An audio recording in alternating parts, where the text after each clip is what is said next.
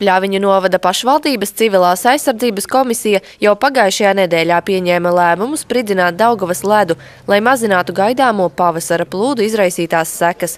Trešdien 24. martā Daugavā pie Pļaviņām tika uzsākti sagatavošanās darbi, ledu izurbjot 500 āliņģus, lai pēc spridzināšanas veidotos kanāls 1560 metru garumā un 26 metru platumā. Daugavas augštecē, kur ir straujais upes līkums, kanāla platums būs pat 200 metru. Šajā Daugavas posmā parasti veidojās vižņu sablīvējumi. Šie darbu pamatideja un mērķis ir novērst šo ledus aizdambējumu, kas notiek parasti tad, kad ir plūdu draudi, kad ir lielas ledus masas un liels straušu ūdens pieplūdums, pirms ledus sākuši iet. Agrāk ar šos darbus darīja tad, kad jau bija sadambējums. Situācija tiek kontrolēta un dienesti ļoti labi un koordinēti strādā, bet, protams, ka dienesti var cīnīties ar sekām. Ja? Un tas, kas šobrīd notiek Jelgavā, es teiktu, ir krīzes situācija, bet tā vēl nav ārkārtas situācija. Šeit mēs esam tāpēc, ka, ja mēs nedarītu jau profilaktiski šos darbus, tad te tiešām būtu ārkārtas situācija. Ledus preventīvo spridzināšanu var veikt tikai tik ilgi, kamēr ledus ūdenstilpnē ir monolīts, tāpēc tas darīts laikus. Šī pasākuma liederību atbildīgie dienesti gan vēl atsakās prognozēt.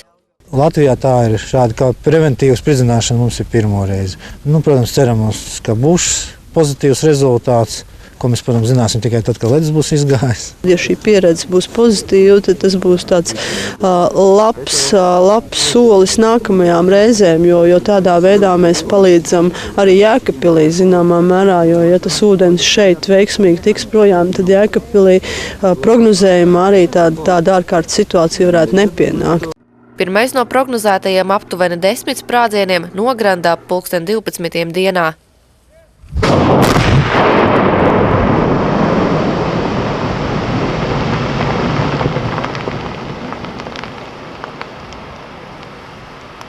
Spridzināšanas darbi Daugavā pie Pļaviņām novērsīs ledus krāvumus, taču pēc tam tik un tā sagaidāma ūdens līmeņa celšanās, norādījis Valsts ugunsdzēsības un glābšanas dienesta priekšnieka vietnieks ģenerālis Aldis Lieljuksis. Pēc ledus spridzināšanas nāksies evakuēt vietējo Pļaviņu ugunsdzēsēju depo, kā arī Daugavas labajā krastā izbūvētā pansionāta iemītniekus. Ūdens līmeņa celšanās Daugavā pie Pļaviņām sagaidāma nākamās nedēļas vidū. Pēc spridzināšanas ūdens līmenis būs jāregulē ar Pļaviņu hidroelektrostacijas slūžām, kuras pat labi nesot darba kārtībā. Situācija Daugavā pie Jēkabpils pagaidām iedzīvotājiem draudus nerada. Ūdens līmenis pilsētas teritorijā ir 4,40 m, 4,50 m. Ledus kustība nekāda vēl nav novērojama.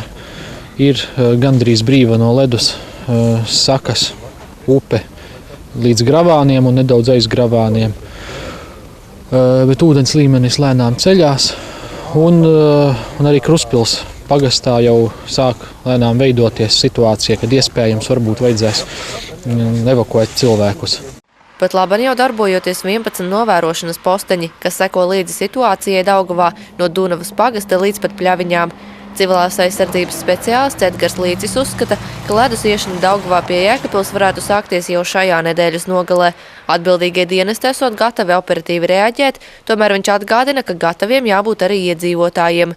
Jābūt modriem un vajadzības gadījumā jāziņo jau konkrētajam pagastam var ziņot, ja nepieciešama palīdzība ātrāk, lopus evakuēt vai mājdzīvniekus, tur varbūt kādu vecu cilvēku aizvest kaut kur. Bet tā, ja, kā teikt, jau ūdens smeļas mutē jau gandrīz, ja, un ar zābakiem vairs nevar izbrist, tad tiek zvanīts ugunsdzēsības glābšanas dienestam 01 vai 112, un tad notiek jau evakuācija. Tad, kad tas ūdens vēl tikai skalojās, gar pirmā stāva durvīm, tad mēs cilvēkiem piedāvāsim evakuēties un vedīsim viņus uz drošākām vietām. Bet tad, ja tas ūdens jau smelsies otrajā stāvā un cilvēku dzīvības būs reāli apdraudētas, tā jau būs ārkārtas situācija, tad arī tiks pieņemts lēmums, ja būs vajadzība par ārkārtas situācijas izsludināšanu. Un tādā mēs nejautāsim cilvēkiem, vai viņi grib noslēgt vai izglābties, mēs viņus vedīsim projām uz drošāku vietu. Neskatoties uz netālajiem spridzināšanas darbiem, uz Daugavas ledus šorīt ar savu vaļasprieku nodarbojās arī vairāki zemledus makšķernieki, taču atbildīgie dienesti norādīja, ka viņi neatrodas spridzināšanas bīstamības zonā. Spridzināšanas darbus Pļaviņās plānots turpināt arī piektdien, 26. martā.